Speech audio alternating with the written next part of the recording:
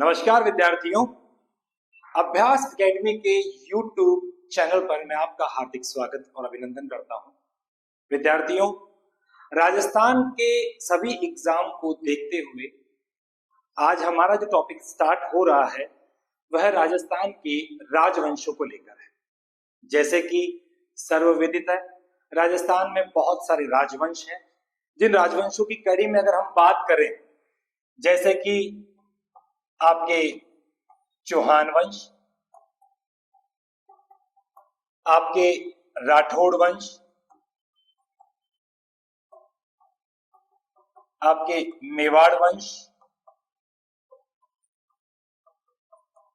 आपके भाटी वंश, आपके जाट वंश और आपके कछवाहा वंश। राजस्थान के अगर हम सभी एग्जामों की बात करें तो जनरली आपके इन सभी राजवंशों से कोई ना कोई एक या दो सवाल जरूर बनता है। और आज इसी उपलक्ष्य में हम लोगों ने ये सोचा है अभ्यास एकेडमी ने कि हम लोग सबसे पहले शुरुआत जो करेंगे वह राजवंशों से करेंगे। और राजवंश में भी जो सबसे पहला हमारा टॉपिक होगा वह टॉपिक आपके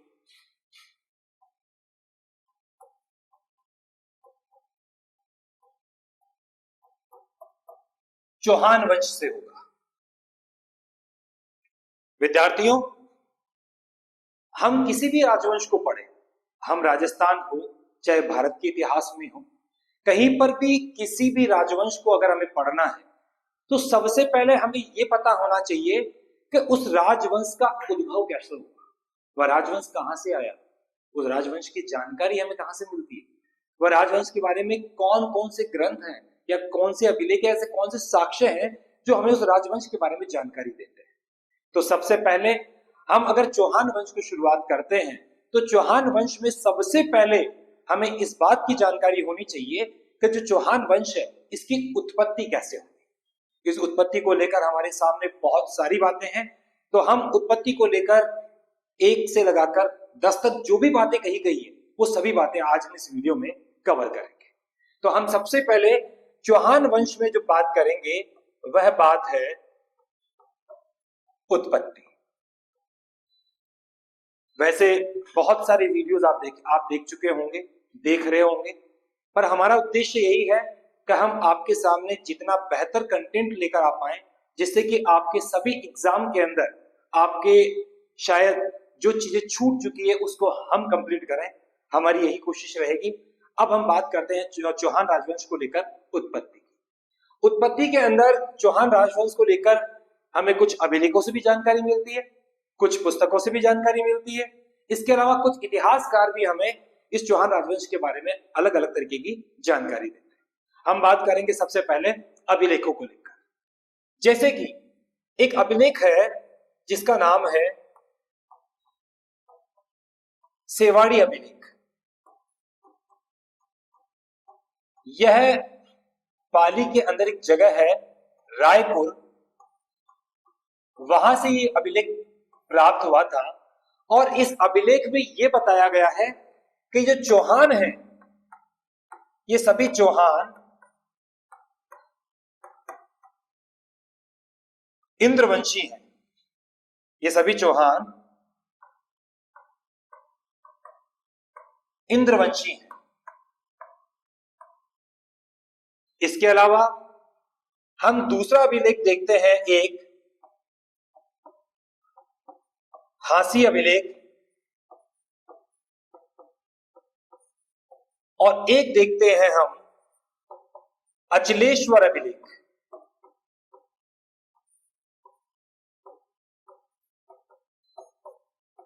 इन दोनों अभिलेखों में चौहानों को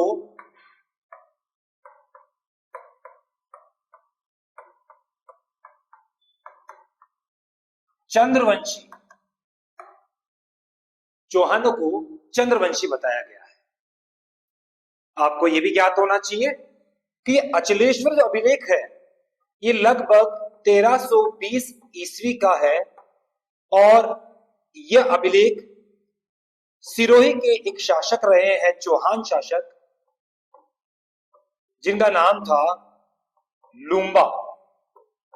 ये उनके समय का अभिलेख है। मैं आपको जब अभी चौहानों की वंश शाखा के बारे में बताऊंगा तब आपको बताऊंगा कि कहां किस चौहान राजा ने किस जगह जाकर चौहान वंश की स्थापना की थी। इसके अलावा हम लोग चौहान वंश में आगे जो देखते हैं वो हमें देखने को मिलता है सूर्यवंशी। इस सूर्यवंशी किसने कहा, किसने बताया? तो हमारे सामने कुछ पुस्तक आती है, जैसे कि एक पुस्तक पृथ्वीराज विजय, एक पुस्तक है प्रबंध कोश, एक पुस्तक है आपके हमीर महाकाव्य। ऐसी और भी अन्य पुस्तकें हैं जिनके अंदर चौहानों को सूर्यवंशी बताया गया है, जैसे कि हम आगे और चर्चा करेंगे। परंतु जैसे कि आपको पता हो, पृथ्वीराज विजय ये जयानक की लिखी हुई पुस्तक है, प्रबंध कोश राजशेखर की लिखी हुई पुस्तक है, और हमीर महाकाव्य की बात करें तो यह नयन चंद्र सूरी के द्वारा लिखी गई पुस्तक है। इन पुस्तकों से हमें यह पता लगता है कि चौहान सूर्यवंशी थे। इसके अलावा एक व्यक्ति जिनका नाम है जान कवि, इन्होंने एक पुस्तक लिखी थी जिसका नाम है कायम खां रासो। इस कायम खां रासो में जान कवि कहते हैं कि जो सभी चौहान हैं ये वत्स, यह इनको ब्राह्मण बताता है। आपको मेरी कोशिश रहेगी कि मैं आपको चौहानों के बारे में विस्तृत जानकारी जितनी हो सके मैं आपको दूं। इसके अलावा हम लोग आगे देखते हैं कि चौहानों को लेकर अन्य बातें बहुत सारे इतिहासकार, बहुत सारी पुस्तकों में बताई गई। इसके अलावा एक व्यक्ति है जिनका नाम है दशरथ शर्मा। दशरथ शर्मा के बारे में आपको अच्छी से जानकारी होनी चाहिए, क्योंकि चौहान वंश के बारे में अगर सर्वाधिक जानकारी किसी व्यक्ति ने दी है तो वो डॉक्टर दशरथ शर्मा ही। इनकी एक पुस्तक है जिसका नाम है अर्ली चौहान डायनेस्टी। ऐसे बहुत सारे एग्जाम हैं जिनमें यह पुस्तक कितनी बार पूछी जा चुकी है। दशरथ शर्मा वो व्यक्ति है जिन्होंने बिजोलिया में एक अभिलेख पढ़ा जिसका नाम था बिजोलिया अभिलेख। यह अभिलेख लगभग 1170 ईस्वी का है और इस अभिलेख को लिखने वाले जो व्यक्ति थे उनका नाम गुणभद्र है। इन गुणभद्र ने इस अभिलेख में चौहानों के बारे में बहुत सारी बातें लिखी। इसमें लगभग 13 पद लिखे हुए हैं। इन 13 पद के अंदर डॉक्टर दशरथ शर्मा ने ही देखा कि इस बिजोलिया अभिलेख में एक जगह चौहानों के लिए लिखा हुआ है, विप्र श्री वत्स गोत्रे भूत है। तो इससे ही जानकारी मिलती है कि जो चौहान है वह ब्राह्मण है। इससे ही जानकारी मिलती है कि जो चौहान है वह वत्स गोत्रीय ब्राह्मण है। यह आज से पहले एग्जामों में सवाल आ चुका है और आगे भी इस तरीके के सवाल पूछे जाते हैं। इसके अलावा हम लोग एक व्यक्ति के बारे में और पढ़ते हैं जिनका नाम सर्वविदित है। ज्यादातर विद्यार्थी उनके बारे में जानते हैं, सब लोग उसके बारे में बताते हैं, परंतु जानकारी जरूरी है तो मैं भी बताऊंगा। एक व्यक्ति का आप नाम सुनते हैं जिनका नाम है चंद्रवरदाई। इनकी एक पुस्तक है जिसका नाम है पृथ्वीराज रासो। बहुत सारे एग्जामों में पूछी जा चुकी है। चंद्रवरदाई पृथ्वीराज तृतीय के दरबारी कवि थे और इन्होंने ये पुस्तक लिखी थी और इस पुस्तक को वो उन्होंने पूरा नहीं किया था। कहते हैं कि 1192 में जब तराइन के युद्ध में पृथ्वीराज चौहान तृतीय की पराजय हुई और पृथ्वीराज चौहान तृतीय को गजनी पकड़ कर ले जाया गया गौरी मोहम्मद गौरी के द्वारा, तो कहते हैं कि जो चंद्रवरदाई थे वो इनके मित्र भी थे पृथ्वीराज चौहान तृतीय के, तो अपने दोस्त के पास यहाँ का पूरा राजकाज जो था उसको छोड़ के अपने दोस्त के पास चले गए और ये अपनी जो पुस्तक थी उन्होंने अपने पुत्र जलहण को दी थी और जलहण से कहा कि इस पुस्तक को अब तुम पूरा करना, और वो कहते हुए जाते हैं पुस्तक दे जलहण चले नृपकाज। बोला कि भाई पुस्तक अपने पुत्र जलहण को दी और अब मैं मेरा जो दोस्त राजा है मैं उसके काम के लिए जा रहा हूं। इसीलिए इस पुस्तक में चंद्रवरदाई एक सिद्धांत देते हैं चौहानों के लिए जो कि सर्वविदित, जिसे आप कहते हैं अग्नि कुल या अग्नि कुंड सिद्धांत। ये सिद्धांत क्या है, पहले सिद्धांत के बारे में समझो। पृथ्वीराज चौहान तृतीय के दरबारी कवि हमारे जो चंद्रवरदाई जी हैं वो ये कहते हैं कि हमारे राजस्थान का जो सबसे ऊंचा पर्वत है गुरु शिखर वह माउंट आबू में स्थित है और माउंट आबू के ऊपर एक आश्रम हुआ करता था जो आश्रम जिनका था उनका नाम था मुनि वशिष्ठ।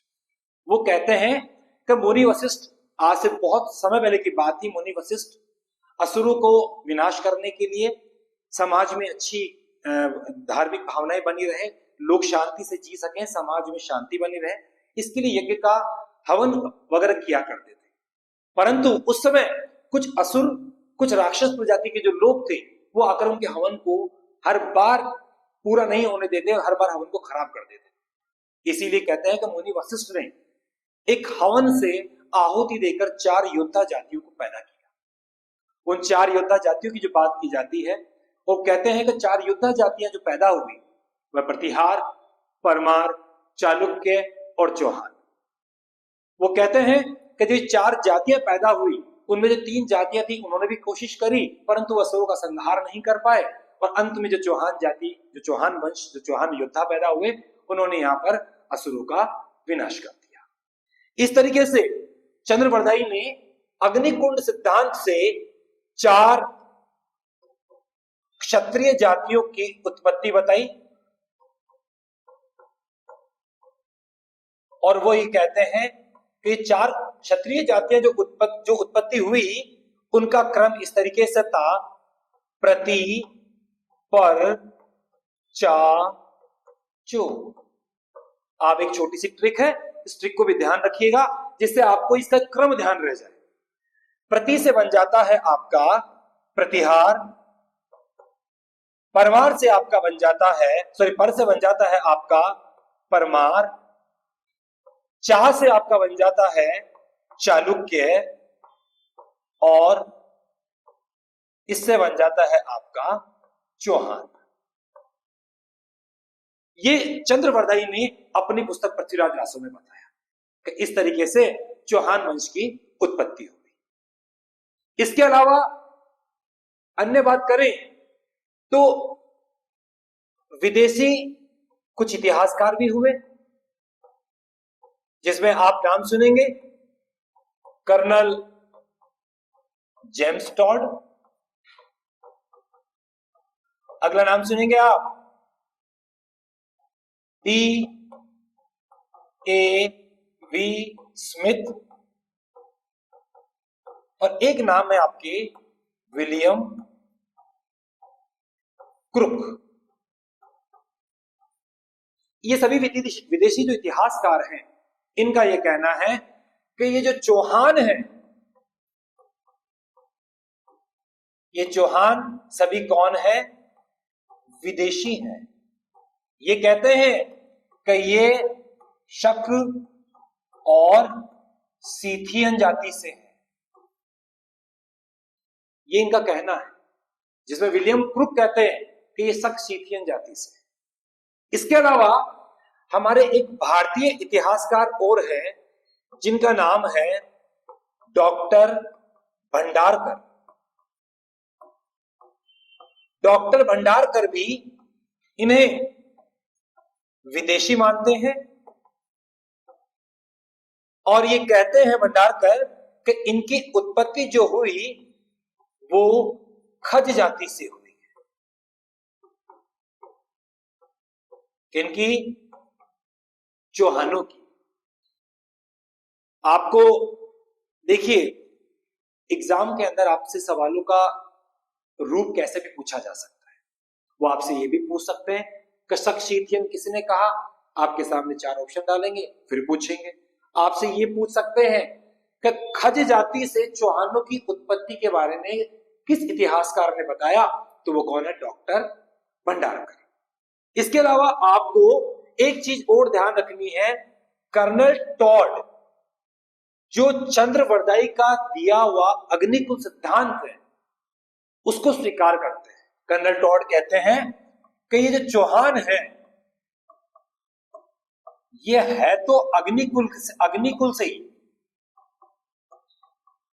परंतु विदेशी है। मतलब कर्नल टॉड का ये कहना है कि ये पैदा तो अग्निकुल से ही हुए हैं परंतु ये विदेशी है। इसके अलावा एक ग्रंथ है गोत्रोच्चार ग्रंथ।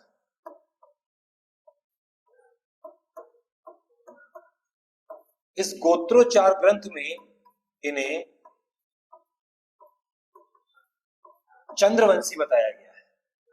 देखो ध्यान रहे, मेरी एक कोशिश रहेगी कि आज जितने भी एग्जाम हैं उन एग्जाम में जो सवालों के प्रारूप बदले हैं, तो मैं कोशिश यही करूंगा कि आपके लिए जितने ज्यादा से ज्यादा कंटेंट मैं आपके लिए उठाकर ला पाऊं, ताकि आप एग्जाम के अंदर जब इस वीडियो को देख रहे हो तो आपको ये लगेगा हाँ वस्तु स्थिति में हमारा जो पाठ्यक्रम है वो मुझे पूरा यहाँ से मिल रहा है। इसके अलावा हम लोग देखते हैं कि एक हमारे इतिहासकार रहे हैं जिनका नाम है रामकरण आसोपा। जब हम भाषा और साहित्य पढ़ेंगे राजस्थान का तब आपको इनका बड़ा जिक्र देखने को मिलेगा। रामकरण आसोपा एक बहुत बेहतरीन डिंगल साहित्य के एक बहुत अच्छे इतिहासकार हैं। इनका ये कहना है, ये कहते हैं कि सांभर झील के चारों ओर रहने की वजह से इन सब को चाहुमान कहा गया है।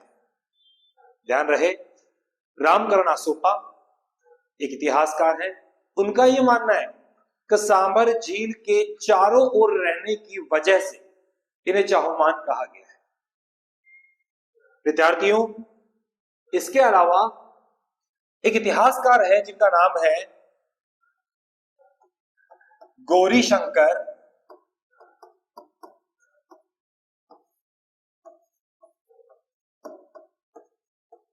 हीराचंद ओझा।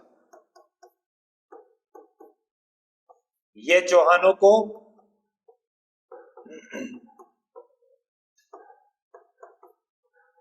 सूर्यवंशी मानते हैं।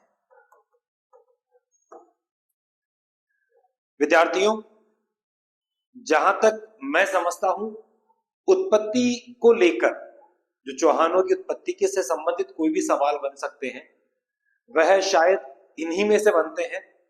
बाकी मेरी तरफ से मैंने प्रयास किया कि उत्पत्ति से संबंधित जो सवाल आए वो जनरली यहीं से बनेंगे। अब हम आगे बात करते हैं चौहान राजवंश की शुरुआत की।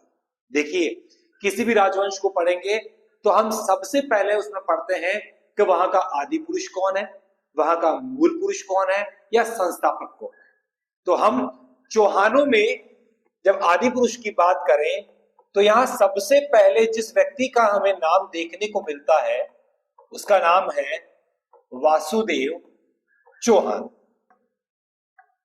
इनके बारे में जो भी जानकारी हमें मिली है वह सब जानकारी बिजोलिया शिलालेख, जिसके बारे में मैंने आपसे पहले जिक्र किया था, उससे जानकारी मिलती है कि यह शाकंभरी या सपाद लक्ष के चौहानों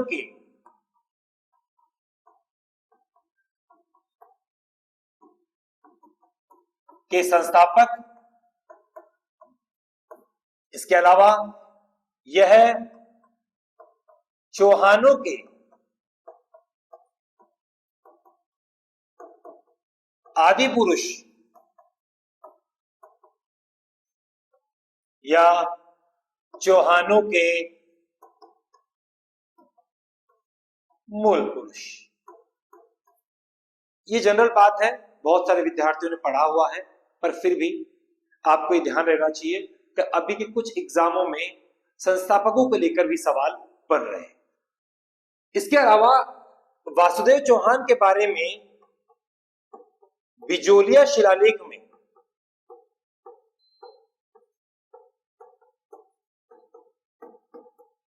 बताया गया है कि इन्होंने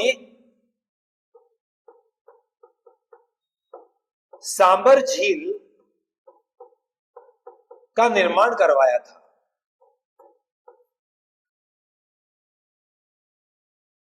आपको पता होना चाहिए यह सांभर ही है जिसे सपाद लक्ष्य कहा जाता है, और सपाद लक्ष्य नाम होने का कारण यह है कि सपाद से मतलब है सांभर, और यहां पर लाख लोगों का एक समूह रहता था जो सांभर झील के चहुं ओर था, जिसकी वजह से यहां का नाम सपाद लक्ष्य रखा गया। और इस सपाद लक्ष्य की जो राजधानी वह अहिछत्रपुर थी।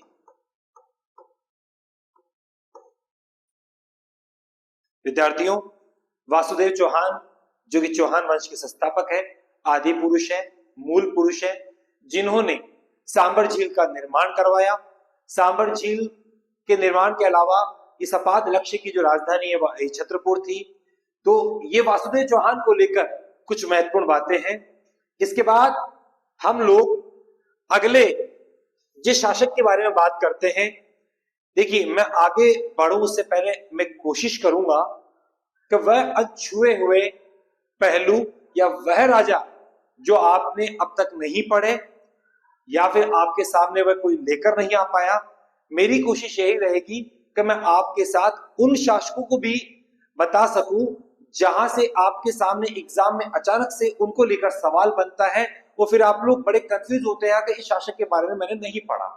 तो मेरी कोशिश यही रहेगी कि जितने भी आपने सवालों को नहीं पढ़ा है मैं उन्हीं सवालों का समाधान आपके सामने लाकर रख सकूं। वासुदेव चौहान के बाद बहुत से राजा हुए थे, परंतु हमें जिन शासक के बारे में जानकारी मिलती है वह है दुर्लभ राज प्रथम। ध्यान रखिएगा, दुर्लभ राज प्रथम के बारे में एक दो बातें ऐसी है जो बड़ी इंपॉर्टेंट लगती है। पहली, एक प्रतिहार शासक रहा है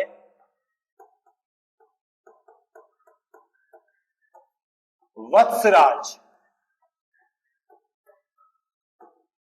याद रहे, जब मैं आपको गुर्जर प्रतिहार पढ़ाऊंगा तब आपको मैं वत्सराज के बारे में बहुत सारी चीजें डिटेल में बताऊंगा कि यह वही प्रतिहार शासक है जिसकी वजह से एक 150 साल का त्रिकोणीय संघर्ष को शुरुआत करने का श्रेय इन्हें ही जाता है। इन्हीं की वजह से बंगाल के पाल वंश, साउथ के दक्षिण के राष्ट्रकूट और इधर प्रतिहार आपस के अंदर युद्ध कर बैठे, जो कि लगभग 150 साल तक चला। कहते हैं दुर्लभ राज प्रतिहार शासक वत्सराज का सामंत था और इसने बंगाल का एक शासक था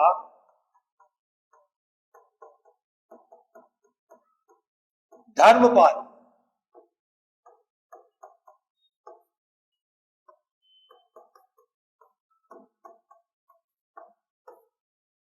धर्मपाल को इन्होंने पराजित किया और एक जानकारी और दिमाग में रखिएगा, बताया जाता है कि जब दुर्लभ राज ने धर्मपाल के साथ युद्ध किया था, तब कहते हैं कि इसने अपनी तलवार को गंगा जी में स्नान करवाया। उसके बाद समुद्र का वह संगम स्थल जिसे गंगा सागर कहा जाता है, वहां पर भी उस तलवार को स्नान करवाया और उसके बाद बंगाल के पाल शासक के साथ युद्ध किया जिसका नाम धर्मपाल है और उसे पराजित किया। ये देखो बड़ी महत्वपूर्ण जानकारी है, क्योंकि अब जो एग्जाम के अंदर सवालों के प्रारूप बदले हैं वह आपसे किसी भी तरीके से सवाल को घुमाकर पूछ सकता है। इसके बाद आपका अगला शासक जो आता है वो है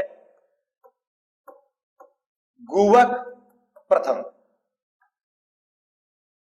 यह आपके लिए एक बड़ा महत्वपूर्ण शासक है, ध्यान रखिएगा। एक शासक रहे हैं प्रतिहार, जिनका नाम था नागभट्ट सेकंड। देखिए, इससे ये ज्ञात होता है कि जितने भी शासक थे, चाहे वह चौहान हो, क्योंकि आगे आपको पढ़ने को मिलेगा कि चाहे वह चौहान हो, गुहिल हो, ये जितने भी शासक थे ये सब के सब प्रतिहारों के सामंत थे। गुवक के बारे में बड़ी महत्वपूर्ण जानकारियां हैं कि एक गुवक प्रतिहार शासक नागभट्ट का सामंत था। इसके अलावा नागभट्ट ने गुवक को वीर की उपाधि दी थी। ध्यान रखने योग्य बात, गुवक को एक उपाधि और मिली हुई है, वो उपाधि है हर्षराय। क्योंकि ये इनकी उपाधि है क्योंकि इन्होंने रेवासा सीकर में हर्षनाथ का मंदिर बनवाया था,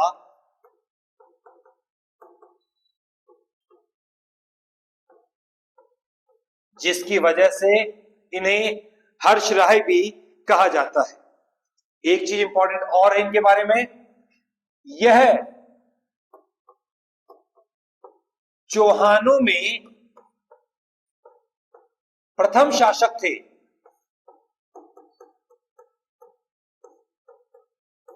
जिन्होंने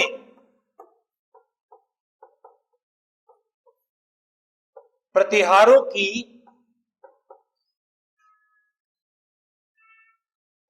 गुलामी से आजादी पाके, आजादी लेके स्वतंत्र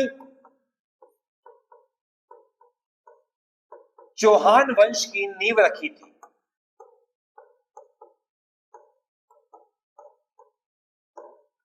याद रहे, इससे पहले जितने भी चौहान शासक थे वह प्रतिहारों के अधीन उनके सामंत के तौर पर कार्य कर रहे थे, परंतु गुवक ने नागभट्ट सेकंड के समय अपनी बहुत बड़ा रणकौशल, बहुत बहादुरी दिखाई थी, जिसकी वजह से नागभट्ट सेकंड उससे बहुत प्रभावित हुआ, उसे वीर की उपाधि दी। इसके अलावा गुवक प्रथम को हर्षराय की उपाधि दी गई थी क्योंकि उन्होंने रेवासा सीकर में, रेवासा की पहाड़ी पर हर्षनाथ का मंदिर बनवाया था, और ये इतने बहादुर थे कि इसी वजह से इन्होंने प्रतिहारों की संप्रभुता से अपने आप को दूर करके स्वतंत्र चौहान वंश की नींव रख दी थी। इसके बाद एक शासक और आते हैं जिनका नाम है चंदनराज।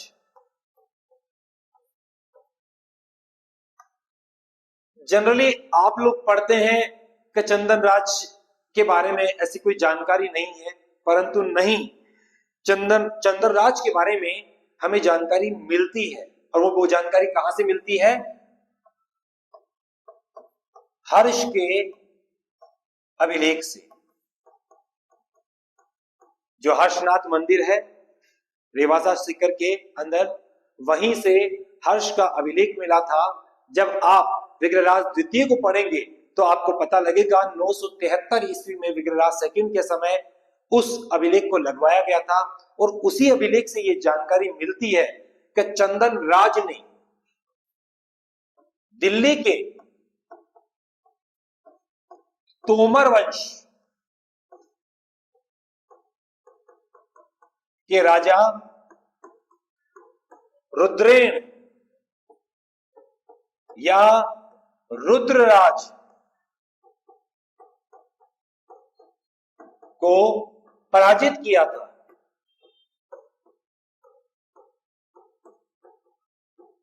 ये बड़ी महत्वपूर्ण जानकारी है, क्योंकि हम जहां तक लोग देख रहे हैं, पढ़ रहे हैं, तो हमें यह पता चलता है कि चंदन राज की जो पत्नी थी उनका नाम आत्मप्रभा या रुद्राणी था, जो कि पुष्कर में महादेव जी के मंदिर के सामने प्रतिदिन 1000 दीपक जलाया करती थी। हाँ, यह भी एक महत्वपूर्ण प्रश्न है, परंतु हमें चंदन राज के बारे में जानकारी नहीं मिलती तो हम उसके बारे में पढ़ भी नहीं पाते। परंतु ऐसा नहीं है, चंदन राज जो चौहान शासक रहे हैं उनके बारे में हर्ष के शिलालेख में ये जानकारी मिलती है कि उन्होंने दिल्ली के तोमर शासक रुद्रेण या रुद्रराज को पराजित किया था। इसके अलावा चंदनराज की जो पत्नी के बारे में मैंने आपको बताया था, उनका नाम आत्मप्रभा या रुद्राणी, जो कि पुष्कर में प्रतिदिन 1000 दीपक जलाती थी, वो भी महादेव जी के मंदिर के सामने।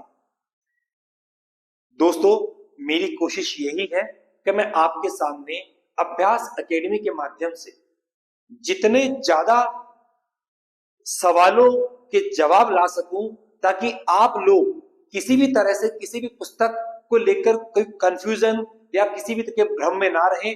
पर मेरा प्रयास यही रहेगा कि आप लोग को जितना बेहतर कंटेंट मैं दे पाऊं, ताकि आप लोगों की मन की ये जो भी मिथ्या दिमाग में चल रही हो या कोई भी भ्रम चल रहा हो वह सब खत्म हो सके। इसके बाद हम अगले शासक की जब बात करते हैं, उनका नाम आता है वाकपति राज। वाकपति राज प्रथम बड़ा महत्वपूर्ण शासक है। ये एक प्रसिद्ध पुस्तक है जिसका नाम है पृथ्वीराज विजय। मैं पहले भी इसका जिक्र कर चुका हूं आपके सामने, जो कि जयानक के द्वारा लिखी गई है। इस पृथ्वीराज विजय में बताया गया है कि वाकपति राज ने 188 युद्ध लड़े थे और वो युद्ध इसने जीते। ये पृथ्वीराज विजय जो पुस्तक है, जो जयानक के द्वारा लिखी गई है, इस पुस्तक में इस चीज की जानकारी मिलती है कि वाकपति राज प्रथम ने 188 युद्ध लड़े और उन्हें जीता। इसके बाद वाकपति राज के एक पुत्र रहे हैं जिनका नाम है लक्ष्मण चौहान। बड़ा महत्वपूर्ण है, इन लक्ष्मण चौहान के बारे में ध्यान रख लें। यह चौहानों में प्रथम शासक हैं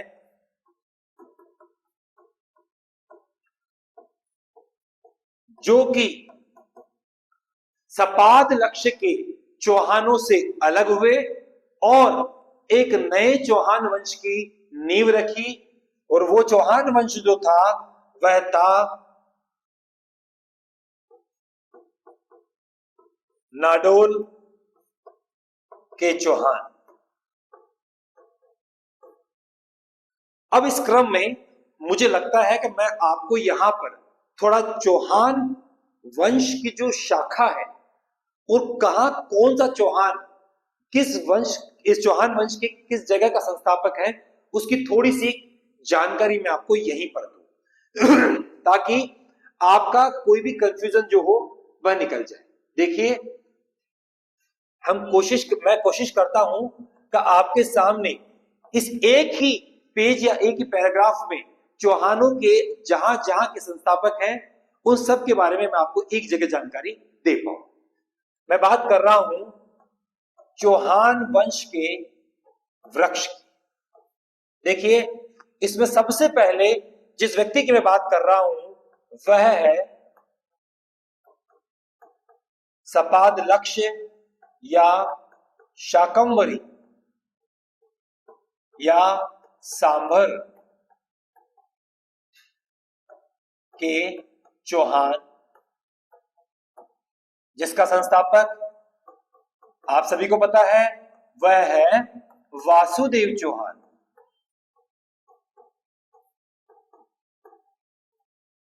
याद रहे, आपको सभी संस्थापकों को, चाहे वह राठौड़ वंश में पढ़िएगा, चाहे आप गुहिल वंश में पढ़िएगा, चाहे आप कछवाहा वंश में पढ़िएगा, जिस भी वंश में आपको देखेंगे आपको उनके संस्थापकों के नाम जरूर याद रहने चाहिए। वहां से आपके लिए एक न एक सवाल बनकर जरूर आता है। वासुदेव चौहान इनके मूल पुरुष भी हैं, संस्थापक भी हैं और शाकंभरी के चौहानों के संस्थापक भी हैं। और इन्होंने 551 ईस्वी में यहां चौहान वंश की नींव रखी। अब बात करते हैं हम लोग यहां से अलग होने वाले चौहान शासकों की।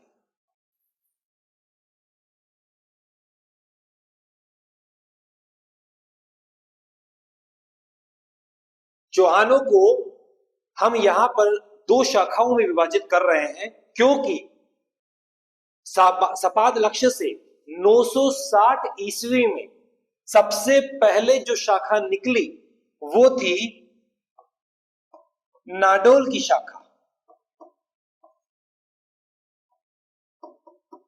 और ये नाडोल के जो चौहान हैं इनके संस्थापक वह है लक्ष्मण चौहान, और जो इनका समय है वह है 960 ईस्वी। इसके अलावा एक शाखा जो और यहां से निकली सपादलक्ष्य से वह थी अजमेर के लिए, और वह है, यहां हम देखेंगे अजमेर के चौहान। और अजमेर के चौहानों के अंदर जो व्यक्ति संस्थापक है यहां पे वह आप सब जानते हैं अजयराज चौहान। और 1113 ईस्वी। अब देखिए, ये पहले लोग हैं जो यहां से अलग हुए। इसके बाद इनसे भी कुछ शाखाएं पृथक हुई। हम बात करते हैं यहां पे नाडोल से सबसे पहले जो शाखा निकली वो थी जालोर, जालोर की चौहान।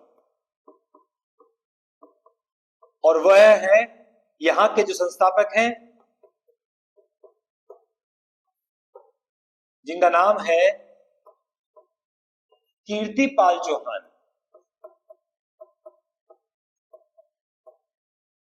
1181 ईस्वी। इसके अलावा इनसे एक शाखा और पृथक हुई और वह आगे निकली सिरोही के लिए।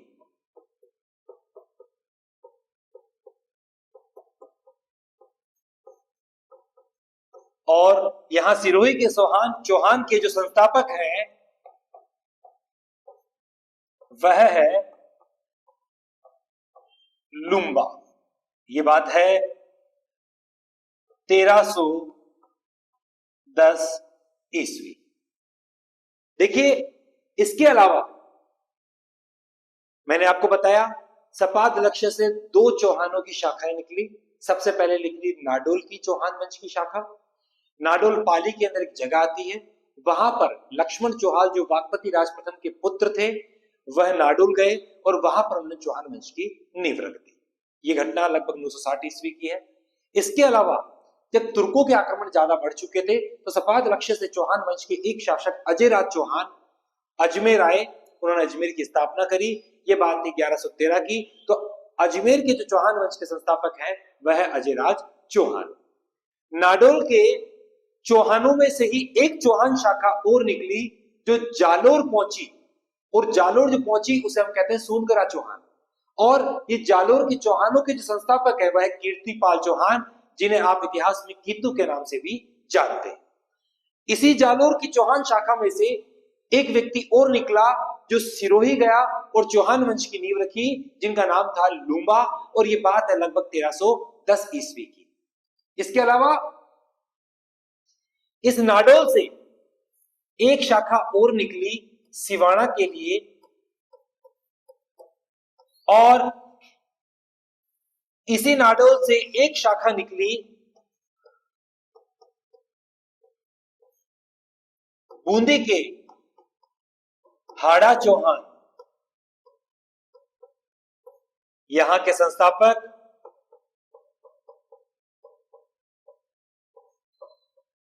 देवा, जिनका समय है 1241 ईस्वी। इसके अलावा आपके इसी बूंदी से एक शाखा और निकली, और ये शाखा पहुंची कोटा, कोटा के हाड़ा चौहान। और यहां के जो संस्थापक हैं वह है माधो सिंह, और यह बात है 1631 ईस्वी। इसके अलावा अजमेर के चौहानों से एक शाखा निकली रणथंबोर,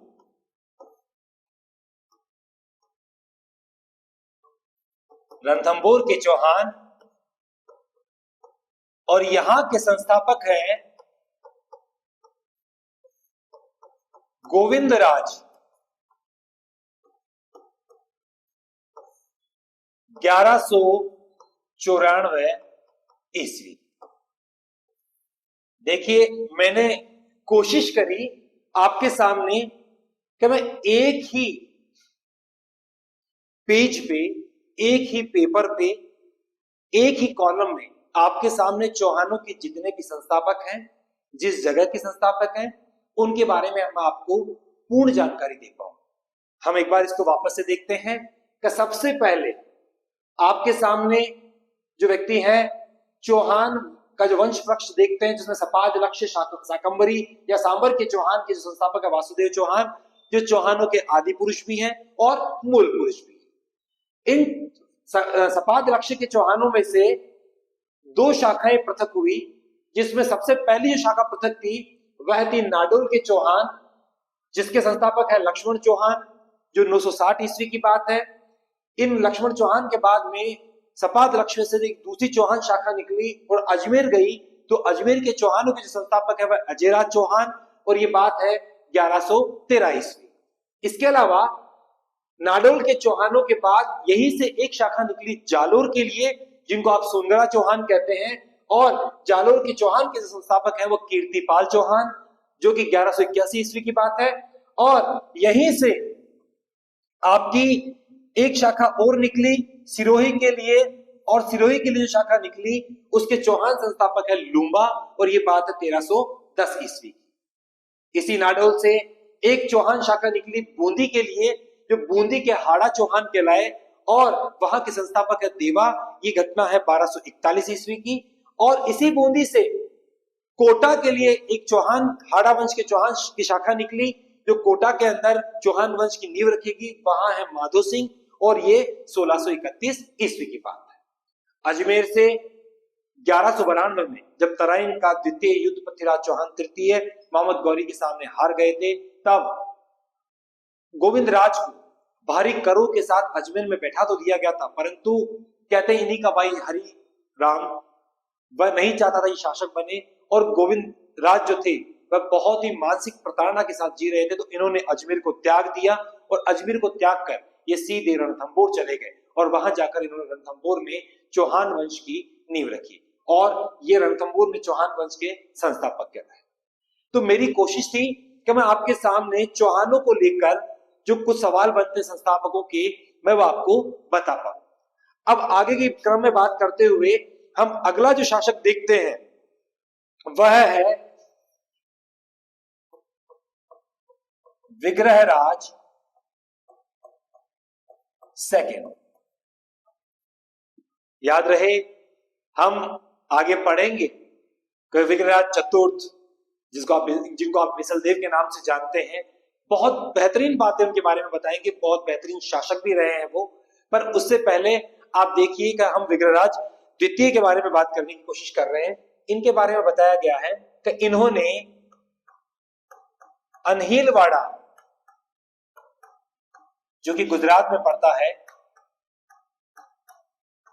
यहां के एक शासक थे, चालुक्य शासक,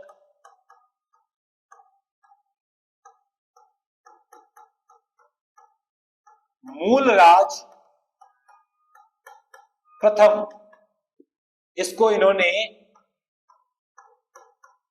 पराजित किया था। और इसके अलावा इन्होंने गुजरात में ही एक जगह पड़ती है भड़ोच, यहां पर अपनी कुल देवी आशापुरा माता का मंदिर बनवाया।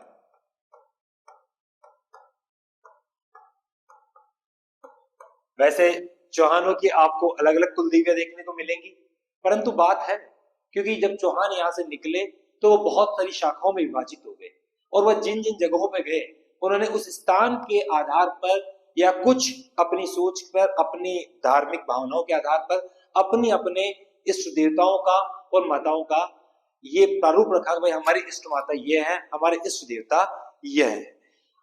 याद रहे, मैंने आपको पहले भी जिक्र किया था कि इन्हीं के समय का हर्ष शिलालेख, जो कि 973 ईस्वी का, जिस अभिलेख से आपको बहुत सारी चौहान वंश की जानकारियां मिलती है, वह अभिलेख इन्हीं के समय का है। इसके बाद हम अगले शासक की बात करते हैं, जिनका नाम है दुर्लभराज सेकंड। देखिए, इनके बारे में एक चीज ध्यान रखिएगा, इनके बारे में बताया जाता है कठोर अनुशासन के कारण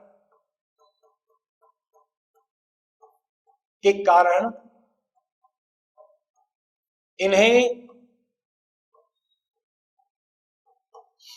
याद रहे मैंने पहले भी कहा था कि मेरी कोशिश रहेगी कि मैं आपके सामने जितने ज्यादा से ज्यादा शासक जिनको लेकर सवाल बन सकते हैं, जिनको लेकर अभी सवाल आए हैं, मैं उन सबको कवर करूं, ताकि आप लोग किसी भी सवाल को ढूंढने के लिए परेशानी या जहमत नहीं उठाएं, ताकि आपको इसी वीडियो के अंदर आपको ज्यादा से ज्यादा वंश की जानकारी मिल सके। कठोर अनुशासन के कारण दुर्लभराज सेकंड को दुर्लभ मेरु उपाधि दी गई थी। एक बेहतरीन सवाल पूछा जा सकता है कि वह चौहान वंश के कौन से शासक थे जिनके कठोर अनुशासन के कारण उन्हें दुर्लभ मेरु कहा जाता था। तो आपके सामने ये एक अच्छा सा सवाल और एक अच्छा सा जवाब कि वह और कोई नहीं, वह कौन थे? दुर्लभराज सेकंड। इस दुर्लभ मेरु का मतलब होता है कि जिसकी आज्ञा का उल्लंघन कोई भी ना कर सके। इसके बाद हम अगली जिस शासक की बात करते हैं वह है गोविंद थर्ड। इन्हें एक उपाधि दी गई थी वेरी घट, जिसका मतलब होता है शत्रु का संहारक। बहुत बेहतरीन शासक रहे हैं। इन्हीं के समय की बात है, महमूद गजनवी जो गजनी का शासक था, उसने भारत पे आक्रमण किए, सोमनाथ मंदिर को लूटा था। कहते हैं कि जब सोमनाथ मंदिर को लूट कर वह राजस्थान की तरफ आ रहा था तो यही वह शासक है गोविंद थर्ड, जिन्होंने उन्हें मारवाड़ में आगे बढ़ने से पहले ही रोक दिया था। सोमनाथ मंदिर को लूटने वाला महमूद गजनवी इनके नाम से इतना घबरा गया कि वह अपनी सेना को आगे लेकर भी नहीं पहुंच पाया। तो इनके बारे में आपको जरा पता होना चाहिए कि इन्होंने महमूद गजनवी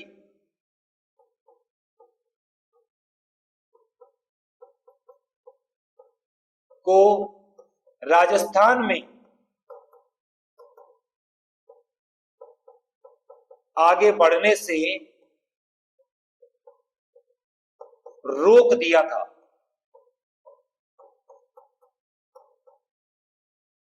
ये गोविंद थर्ड है। इसके अलावा एक शासक और है जिनके बारे में मैं आपको छोटी सी जानकारी देना चाहूंगा, जिनका नाम है दुर्लभ राज थर्ड। मैंने आपको पहले भी कहा था कैसे बहुत सारे शासक हैं जिनके बारे में आपको कोई जानकारी नहीं है, पर मेरा प्रयास कि मैं आपको जितनी ज्यादा जानकारी दे सकूं वह आपके लिए, जो आपके हित में हो, आपके लिए बेहतर हो। इनके बारे में बताया जाता है कि मालवा का एक शासक था, मालवा का, जिसका नाम था उदयादित्य, और एक गुजरात का शासक था जिसका नाम था कर्ण। इन दोनों शासकों के मध्य आपस में एक शत्रुता थी और इस शत्रुता के अंदर दुर्लभराज थर्ड ने उदयादित्य का सहयोग किया था और उदयादित्य का सहयोग करके दुर्लभराज थर्ड ने इस कर्ण को पराजित किया। और बताया जाता है कि दुर्लभराज थर्ड ने जब गुजरात में जाकर इस कर्ण को हराया और इसे बंदी बनाकर अपने साथ लेकर आया और साथ में लाकर कहते हैं कि इसने इसके हाथों से इसको बेइज्जत करने के लिए बाजार के बीच में खड़ा होकर इसके हाथों से मट्ठा, जिसे आप छाछ कहते हैं, वो सबके सामने इसको कहा कि तू बेच, और इसके हाथों से उस चीज को बिकवाया था। आप देखिए कि कितना जबरदस्त शासक था कि मालवा के शासक और गुजरात के शासक के बीच दुश्मनी, परंतु सहयोग करता है मालवा के शासक का और गुजरात के शासक कर्ण को हराता है, उसे पकड़ के लाता है और अपने राज्य में लाकर वहां पर सबके सामने उसके हाथों से मट्ठा, जिसे छाछ कहते हैं, उसे बिकवाता है। अब बात करते हैं हम चौहान वंश में एक अंतिम शासक और है जो शाकंभरी के चौहान वंश के अंदर है, जिनका नाम है पृथ्वीराज प्रथम। देखिए, शाकंभरी के चौहानों में वासुदेव चौहान से लगाकर जिन अंतिम शासक के बारे में हमें शाकंभरी तक पता लगता है, मैं उनको पूरा कवर करने की कोशिश कर रहा हूं। और वासुदेव चौहान से हम शुरू हुए थे और उसके बाद अंतिम जो शाकंभरी के चौहान शासक है उनके बारे में, जिनके बारे में हमें जानकारी मिलती है, वह पृथ्वीराज प्रथम है। इनके बारे में बताया जाता है कि लगभग 1105 ईस्वी की बात है, चालुक्य सैनिकों ने पुष्कर के ब्राह्मणों पर हमला कर दिया था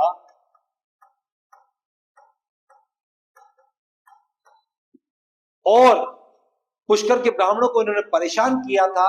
तब कहा जाता है कि पृथ्वीराज प्रथम जो थे उन्होंने लगभग 700 चालुक्य को मौत की घाट उतार दिया, क्योंकि ब्राह्मणों को एक उच्च दर्जे में समझा गया था और ये ब्राह्मणों को परेशान कर रहे थे। और इन्होंने 1105 ईस्वी के अंदर ये घटना बताई जाती है। कहते हैं कि उस समय इन्होंने 700 चालुक्य को मार दिया। इसके अलावा इन पृथ्वीराज प्रथम के बारे में एक बात और बताई जाती है, सोमनाथ मंदिर जाने वाले सोमनाथ मंदिर जाने वाले प्रत्येक यात्रियों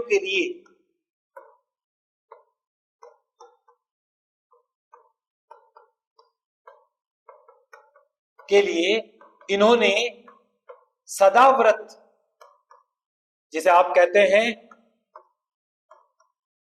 अन्न भोजनशाला, इन्होंने सोमनाथ मंदिर जाने वाले जितने भी यात्री थे, चाहे वह कितने भी हो, उन सब के लिए मुफ्त में भोजन की व्यवस्था, निशुल्क भोजन की व्यवस्था की थी, जिसे आप सदा व्रत कहते हैं। इसके अलावा इनकी एक उपाधि है, इन्हें शाकंभरी नाथ, इन्हें शाकंभरी नाथ भी कहा जाता है। विद्यार्थियों, मेरी तरफ से एक प्रयास रहा कि मैं आपको चौहानों की उत्पत्ति से संबंधित सभी तथ्यों को आपको सामने प्रस्तुत करूं। चौहानों के अंदर सपाद लक्ष्य, शाकंभरी या सांभर से जो जितने भी चौहान शासक थे, जिनकी एक महत्वपूर्ण योगदान हमारे इस इतिहास में दर्ज हुआ, मैं उनके बारे में जो जितनी भी जानकारी है वो आपके सामने प्रस्तुत करूं। तो वो मेरा प्रयास था और मेरी कोशिश थी कि जितने भी शाकंभरी के चौहान जो आपके एग्जाम के प्रारूप से, एग्जाम के परिदृश्य से बड़े महत्वपूर्ण है, वह सब आपके सामने मैं ला सकूं। इसी के साथ शाकंभरी के चौहान वंश की यही समाप्ति होती है। अब आगे जो हमारा टॉपिक होगा वह होगा अजमेर के चौहानों को लेकर, जिसका टॉपिक मैं आगे अगले वीडियो में आपके सामने प्रस्तुत करूंगा। इसी के साथ शुभ रात्रि, धन्यवाद, जय हिंद, जय भारत।